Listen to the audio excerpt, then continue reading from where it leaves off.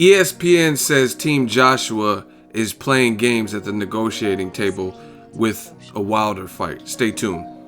What up, Fight World? It's your boy Ego, and I'm back with some more boxing. Make sure you smash the like button. Also, subscribe to the channel for the latest and greatest in boxing. If you want to become part of the gang, notification gang, please hit the bell icon. Shout out to the super chats, channel donations, the Venmo donations, and the Patreon family. We working. Now, props to ESPN. I'm a fair critic, and this is almost shocking to me because new media is just on fire right now. Shout out to all the fans, the real boxing fans, supporters of new media. And it's almost monumental where we have old media and new media, and they're in unison with something. Different times and different styles or whatever, but it's regarding the Joshua Wilder fight. And shout out to the subscriber who sent me this because they hipped me to it. Now, what I'm talking about is ESPN's Dan Rayfield. ESPN's Dan Rayfield, he wrote an article you see on the screen, and it says Joshua Wilder games stand in the way of a heavyweight unification bout. Despite talks of an undisputed heavyweight championship fight in the near future between Anthony Joshua and Deontay Wilder, Dan Rafael breaks down the games being played right now and why it means this fight won't be next for either fighter. So I got sent this article, and it's an excellent piece of literature. I enjoyed reading it, and I agree with the games that are being played. So I got to give Dan Rayfield, we don't always see eye to eye, but I give credit where credit's due, and he's dead on with this. It says the opening bell, Joshua Wilder games. In boxing, as in life, if something sounds too good to be true, it probably is. And that's why the prospect of seeing an undisputed heavyweight world championship fight between 3-belt titleist Anthony Joshua and 1-belt man Deontay Wilder next is so unlikely. The main reason is that, at least when it comes to actions instead of words, it seems like the Joshua camp is not actually serious about pursuing one of the biggest fights in the sport and easily the biggest fight in the heavyweight division in many years. He goes on to say, I 100% believe the Wilder camp wants this fight and wants it next. I also have no doubt Deontay Wilder would be willing to travel to Joshua's home turf in the United Kingdom for the bout. Wilder has said so repeatedly and showed his road warrior spirit by previously signing to go to Moscow to defend his belt against Alexander Povetkin until Povetkin failed a drug test and the fight was canceled. And Wilder later won a $4 million court judgment against him and his promoter, which we'll get to that. He says if Anthony Joshua wants to fight with Wilder next, it sure doesn't seem that way. Regardless of what he says, it's clear in the offer Joshua's promoter, Matchroom Boxing's Eddie Hearn, recently made to Wilder's camp a flat fee of $12.5 million, take it or leave it, for Wilder's participation in the fight. Of course, $12.5 million large is giant money for most people, but for a fight of this magnitude, it is not a serious offer. If Wilder's team, managers Al Heyman, Shelley Finkel, and JD's and promoter Lou DiBella accepted the deal, they would be committing malpractice on behalf of their client, right? For Team Joshua to take Wilder as a $12.5 million expense without cutting him in for a large percentage of an event that could generate in the high 8 figures is a joke. When Anthony Joshua faced Joseph Parker to unify their 3-belt last month, the Parker camp got 1/3 of the money in the event. Wilder is worth more than that. Obviously, he brings the last piece of the undisputed title to the table. He brings a bigger fan base, and on his own, he generates more money than Parker does. If Parker is worth 1/3, Deontay Wilder is easily worth at least that much and probably even a few more points. His side has stated it knows it's not getting 50-50 and hasn't asked for it, but to be offered a flat fee is not a real offer. It's an offer meant for the Joshua team to be able to run around and say, hey, we made an offer, and Team Wilder turned it down. It's called playing games, and it's nothing new in boxing. Wow. A little history lesson. when we are bogged down in the will they or won't they nonsense of Floyd Mayweather, Manny Pacquiao saga, Mayweather at one point offered Pacquiao a flat fee of $40 million. That's monster money, but not in the context of that event. Pacquiao rightfully said no. When the fight was finally made, Pacquiao got 40% of the pie and earned well over $100 million. Joshua Wilder is the exact same situation, but for less money. Wilder and his team would be foolish to accept such a laughable offer, and Joshua's camp knows it, which is why at this point all talk of Joshua Wilder being next is nothing more than a game boxing fans are not interested in playing. Wow. Listen, this is pinned by Dan Rafael, and it sounds almost verbatim what I've been telling you guys on the channel as new media. Ego's army stand up. This is incredible. So it's very apparent. Everyone sees what type of games are being played. Everybody sees what's going on. And the only people trying to justify it are radical fans and, as I call them, man fans. It's not a real offer. $12.5 million for the common average Joe is a lot of money. However, like Rafael is saying, ESPN is saying in this article, it's all in context. It's in context to the event. Listen, the bottom line is, just like Rafael is saying, you don't give somebody who generates more interest, has more charisma, makes more money on their own, has had more title defenses, and has a higher knockout percentage, and the fight with him is the last link to undisputed for Joshua. You don't give him a flat fee, whereas Joseph Parker was able to get a percentage of the pot. Why? Why all of a sudden, I understand you have to overpay guys, but why all of a sudden does the buck stop here? Why all of a sudden do you have to generate a flat fee for a monster fight? Like Rafael is saying, ESPN is saying, it's a laughable offer, and it's an offer meant to be thrown out. So they say, hey, we tried to work with him, and he didn't want to take it. But a lot of people, Richard Schaefer said the same thing. He's a promoter. He's worked with Al Heyman.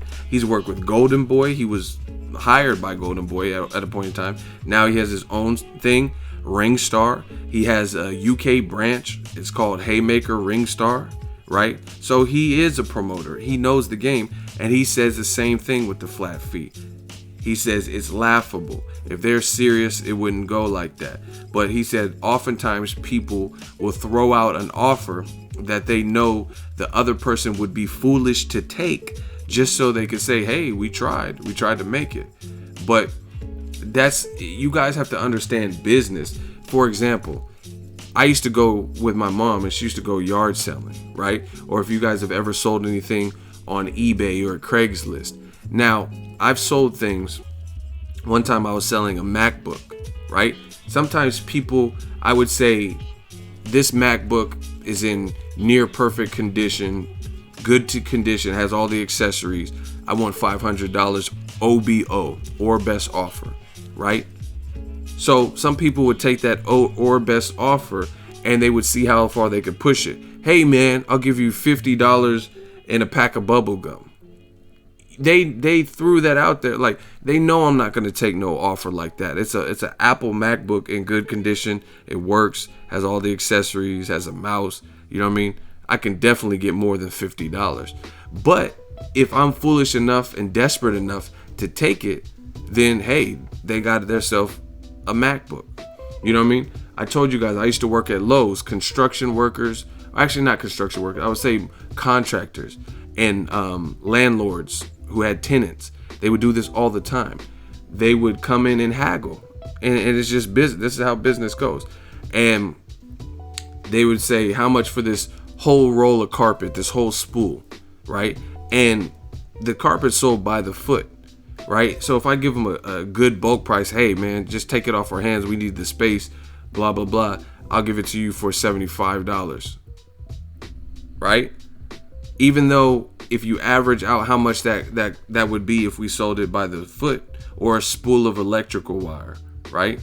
It'd be worth a lot more, but sometimes we needed the space. So the contractors knew that, and they would haggle and they would offer us something. So if they offered us something like really extremely low, it would be like they're just fishing. They're throwing out an offer knowing we probably won't take it. And if we do take it, then they got all this electrical wire or all of this carpeting for dirt cheap. So either way they win. Do you guys get what I'm saying?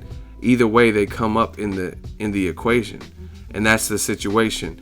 Either Joshua's team, they realize that the Wilder offer is not something they're likely to take. So they just threw it out there and they realize they're not going to take it. And if Wilder's team was foolish enough to try to call their bluff and take it, then win, lose, or draw, they're getting a lot of profit on the back end because they know this fight is going to do good. Listen, I told you, I don't know if it's a $35 million fight, a $40 million fight, a $100 million fight, but I know it's a big fight. I know that the fans on both regions want to see it, the US and the UK. So why all of a sudden offer Deontay Wilder a flat rate, but Joseph Parker didn't get one, right? Why is this now a thing? Like I said, it's crazy that you even have ESPN, which is one of the largest companies that deal with sports, and they're saying the same thing. Their lead writer, their main writer that people know, at least in the world of boxing, is saying almost the same exact talking points, even down to what I said about Manny Pacquiao and the $40 million offer, the flat fee. And I also referenced Canelo versus Golovkin when they offered Golovkin the flat fee. Listen, you notice a common denominator in all three of these examples. The opposing team, the B-side team, none of them wanted to take the flat fee from Manny Pacquiao. He didn't want the $40 million flat rate, right? Triple G's team didn't want the $15 million flat rate. And now Wilder doesn't want the $12.5 million flat rate, right? You notice that? That's a pattern. So Eddie Hearn, he knows the history. He's been in the business. His dad's been in the business. He knows the history. That's why they threw out a flat rate, because they knew no one was trying to take nothing like that. It's unfair, and I'm just laughing because new media is killing, and I'm just laughing at all the fools trying to defend this because you look foolish now. You look foolish now. Everybody else, from Richard Schaefer to ESPN to credible YouTube channels, they're all saying the same thing. It's a bullshit offer. It's the most money Wilder has made in one fell swoop, but in retrospect or looking at the big picture, it's not what he would deserve. Again, he's had more title defenses. He has more knockouts. So why does he deserve a smaller slice of the pie, a flat rate, but Joseph Parker got 33.5% or whatever, right? But Wilder only gets an amount that tops off at 12.5. Win, lose, or draw. And I told you guys, this is one of the snakiest parts of the business. You have to look at the details. If you really suspect that the fight may not do that great, then that's even less reason for you to offer a flat rate. Here's why. Because in the event of you offering $12.5 million to Deontay Wilder, right, you could end up overpaying him. Reason being is because if you think the fight is going to do like Crawford, Postal, 50,000 views on pay-per-view, even though it's the UK versus the USA, right? If you think it's going to do Ward Kovalev type numbers, which I don't, because it's heavyweight boxing with knockout artists and personalities that kind of stick out, styles of fight that stick out, right? Two different continents. If you think it's going to be that dreadful in terms of number wise, then why would you give him a flat rate? Because if you offer him a percentage, then he would only be given a percentage of the gross of how well this particular this event does. For example, let's say let's say I work for Marvel or whatever, and I screen the Black Panther movie, and I'm like, that's a good movie, but I don't know if people are going to participate and want to go to the theaters and get tickets. Then why would I give somebody a flat rate, right? And if the movie doesn't do enough opening ticket sales, then I overpaid them because we didn't get the amount of money that we paid out. So when you offer a flat rate, it's because you know it's going to do better than that. And you know, like, the bottom line is Eddie Hearn's a businessman.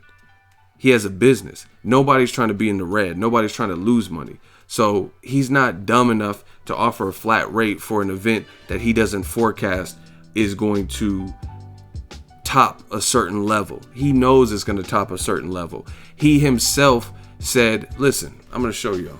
Eddie Hearn working on a deal to sign Deontay Wilder to Matchroom ahead of super fight with Anthony Joshua, right? Look. And this is funny because people, they actually just run with it. They run with, oh yeah, Wilder's stupid. He should take it. Stop ducking, Wilder. And look how dumb you look. We're going to get into it. Matchroom boss believes Wilder is being badly advised, but that will not stop him from offering the 32-year-old a contract. Hearn said, I think it's a real possibility and it's something we are looking at. Imagine how big Deontay Wilder would be if he signed for us. In the heavyweight mix that we got Tony Bellew against David Haye, Joshua, Dillian White. If I was Deontay Wilder, how could I not think that signing with us is a good idea? We've got a good foot in American partners and we work with everybody. I could pay him probably double his highest ever purse to face Dillian White, and then I could set up a Joshua fight very easily. So why is it seeming so hard? Because you're offering a flat rate. Why wouldn't you do that? And contractually, he can do it because he doesn't have a promotional agreement with anyone at the moment, right?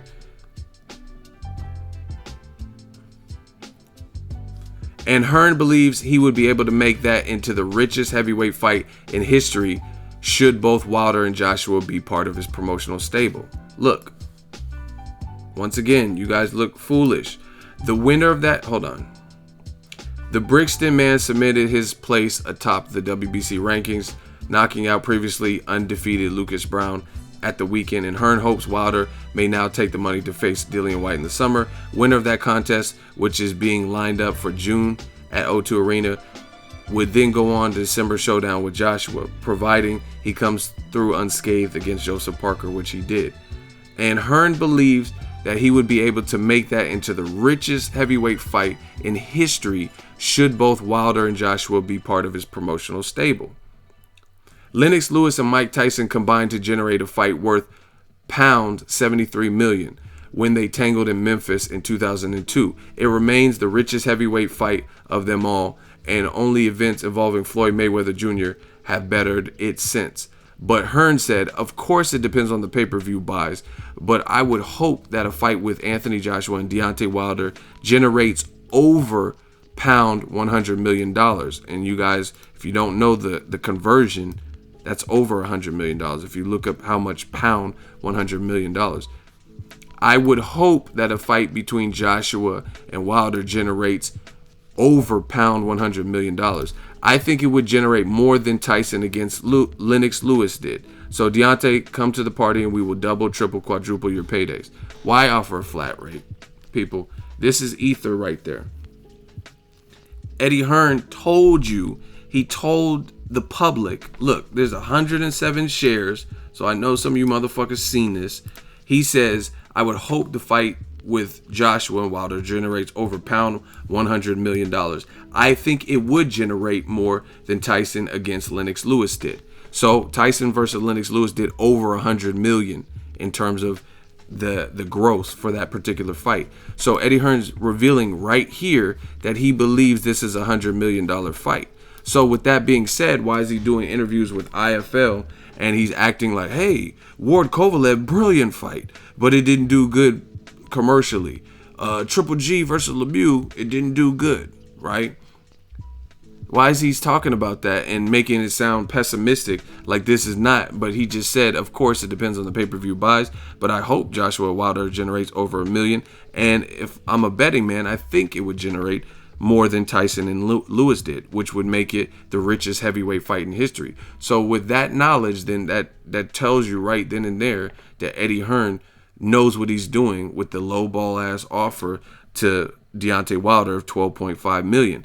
His money stops, and if this becomes a massive hit and very successful, like the Black Panther movie, then Wilder is stuck at $12.5 million, which is a large sum of money, but it's not equivalent to what he should be getting if he were getting a percentage, which is once again why Manny Pacquiao turned down $40 million flat rate. It's why Golovkin's team and Golovkin turned down a $15 million flat rate. And it's why Wilder sent a counter offer and turned down $12.5 million flat rate. Because nobody in this modern age of boxing is stupid enough to bring their brand and take part in a massive fight that's going to be a commercial blockbuster success, knowing that one side is getting most of the profit. They're getting a percentage of how well this does, meaning if they promote the hell out of fight, they do some trash talking, they have Showtime and Sky Sports documentaries, and people are vested in this fight,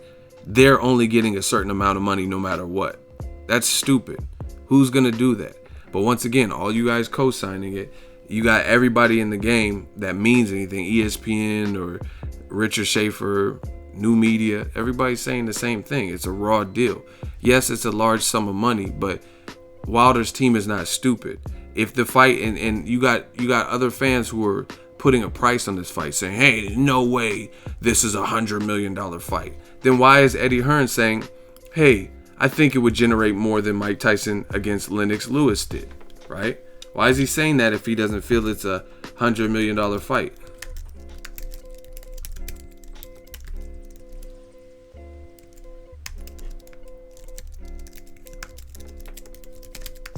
Listen, you guys are getting destroyed. CBS. Lennox Lewis versus Mike Tyson, June 8, 2002, $112 million. Right? Generated $100 million. And tickets, 2,400 per ticket, it generated that. Nowadays, you might even be able to charge more for tickets, right? $112 million. And right here, Eddie Hearn says, I think it would generate more than Mike Tyson against Lennox Lewis did. So, per Eddie Hearn's own words, with the independent.co.uk, a UK-based website, he says, this man right here is saying, hey, I think this will generate more than Tyson, Lennox Lewis. So when Eddie Hearn is now switching gears and acting like the people who are forecasting this to be a $100 million fight are absolutely bananas, absolutely out of their bloody mind and crazy, he was one of them. He was one of the people that had that forecast. And let's see the date of this article. I told y'all to stop playing me. March 28th, 2018, on a Wednesday. At 1507 hours, right? 1507. So in recent memory, see, and this was the crazy thing about the game.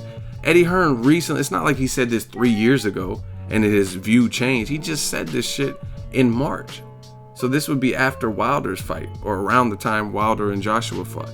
So how does Eddie Hearn go from this, thinking it'll do more than Mike Tyson, Lennox Lewis, to an IFL interview where he's sounding very pessimistic and acting like people who believe this is a $100 million fight, there's no proof of that. The proof is in the pudding. And I don't know, I'm not sure. And I forecast my numbers to a T, and if I'm 5% over, that bothers me, right? How is he acting like that now? Joshua, he did an interview with Sky Sports and said a similar thing. They got to get it together over there in the UK because it's not looking good. They got to get it together. Joshua, he did an interview with Sky Sports, and he's like, they keep saying it's a $100 million fight. Okay, if it's a $100 million fight, give me 50 to 60 million up front. That's not how it works. They're not going to just give you the whole lump sum. Floyd didn't even get that. That's like saying, oh, Manny Pacquiao versus Floyd is a $300 million fight, and then Floyd won his $200 million of it up front. They gave him maybe $100 million, and that's Floyd, right? They're not going to give nobody no 50, 60 million up front, but you can earn that if you promote the event right, and it does as good as it's forecasted to do. So once again, the 12.5 is a bullshit offer, which is why you have ESPN, who we've never been this much in agreement with some of these issues like Triple G, Vanas Matarosen, and this fight. But they know what it is. They know everyone could see right through this deal. Eddie Hearn sounds like he wants to fight Gerald Big Baby Miller for Joshua or the mandatory Povetkin. So they're throwing out a random deal, and it's a slave deal because you would be stuck earning this amount of money, and win, lose, or draw, his team would be banking all that back end money. Point blank, period. Wilder already gave the blueprint. He says, whatever bullshit offer you offer me, I'll take it if you take the same deal in the reverse after I beat Joshua. And we have not yet heard Eddie Hearn say, yes, sign us up. We'll get all the money the first time. And then for the rematch, in the rematch clause, we'll only take 12.5 million flat, nothing else. And you know they're not going to agree to that because they know it's not a real offer and it's not something they want to agree to. And even if they lose, they're going to say, oh, hey, we're still the A side, right? So, you know how the saying goes, do unto others as you would want undone to you? Don't offer 12.5 million flat when you know you're not going to take that in the reversal. Even if Wilder beats AJ, they're not going to take it. You know what I mean? Because they know it's a raw deal. ESPN saying it. It's like, what more do you guys want? Like, everybody's saying the same thing that matters. You know what I'm saying? But shout out to Dan Rayfield for this article. I mean, he broke it down nicely and said these are games being played and it's not a real offer. It's an offer to save face and say, hey, we made an offer. But it's not a real offer. Because again, if a fight has the potential of being this lucrative, you have to have some faith. Nobody can plan this to a T and say it's a $69 million fight, a $87 million. I mean, we have to wait and see where the final numbers end up when they tally it. But at the end of the day, it's unfair to have the B side and then they're stuck, which is why Pacquiao, the B side, Golovkin, the B side versus Canelo, and now Wilder, none of them are taking the flat rate because everybody's team is wise enough to know that tactic, right? So let's just keep it real. If anyone else offers a flat rate in a mega fight, we know what it is. It's the new age form of ducking, right? Before there was controversy, should Triple G take the 15 million flat? He's never made that much, but now it's very apparent that this is what people are throwing out to reap the benefit, win, lose, or draw on the back end and screw the person up front. All the fans saying, oh, Wilder should just take it and then he could win, and if he's so confident in the rematch he can demand more. Fuck that, because again, rematches don't always happen. Golovkin was supposed to rematch Canelo and get that bag, but guess what? Canelo failed a drug test, 2 drug tests with clenbuterol. And now his rematch, we don't know if or when it'll happen. So you don't hope that there's going to be a rematch. You make sure that you get what you want in the first fight. Because if you don't, there may not be a rematch. When did Vasil Lomachenko rematch Orlando Salido? I'll wait. When did Pacquiao rematch Jeff Horn? I'll wait. You know what I mean? Pacquiao's now fighting Lucas Matisse and Terrence Crawford is fighting Jeff Horn. So rematches aren't guaranteed. You know what I mean? Even if someone has a rematch clause, that just means they can exercise a rematch if they want. And for Canelo versus Triple G, I don't know if you guys know some of the fine details, there was a one-way rematch clause, meaning Canelo, if he were to lose, he could exercise a rematch. But Triple G, if he were to lose, Canelo didn't have to rematch him. You know what I'm saying? So you guys got to get hip to the business. But all you dudes who are saying, yeah, Wilder should take it, you guys look crazy. Look, for Team Joshua to take Wilder as a 12.5 million expense without cutting him in for a large percentage of an event that could generate in the high 8 figures is a joke. You guys, you got to do something, baby. Everybody sees it now.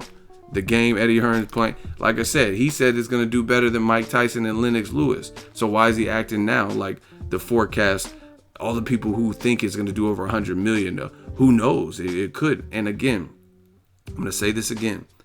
If you think the fight has the potential to do poorly, right? One, you got to ask yourself, why is everyone asking you about the fight? the UK post-fight interview, the whole build-up for the Parker fight, the gloves are off series, everything was surrounded fighting Deontay Wilder. Why are all the fans asking you about the fight? Why is Sky Sports asking Joshua about Wilder? Why is Showtime and everyone doing specials? And in between the Joshua Parker fight, they're showing a New York office interview or whatever with Deontay Wilder, and it's all the only thing they were asking him about is Anthony Joshua. If it's not that big of a fight, why am I making so many videos? Why are other people making so many videos? But again, if you thought it was going to do so poorly, that's absolutely not the right situation to offer a flat rate. Because if you offer a flat rate, if you do poorly, then you're stuck with giving them that amount of money. So again, people aren't in the business to lose money. So you wouldn't offer a flat rate unless you are confident that you're going to exceed and you're going to be able to pay him off that amount that you promised him, and your profits are going to outshine that amount of money. Because again, why would you pay someone 12.5 million and then it sells 50,000 pay-per-view buys and now you're in the red because you paid one fighter all this, plus Joshua, whatever Wilder gets, Joshua has to get more, and that's bad business. That's bad business at that point, because now you overpay both of your fighters and your event didn't do good. So Eddie Hearn's forecasts and numbers, he knows this is a big fight. So many people wouldn't be asking him. Checkmate.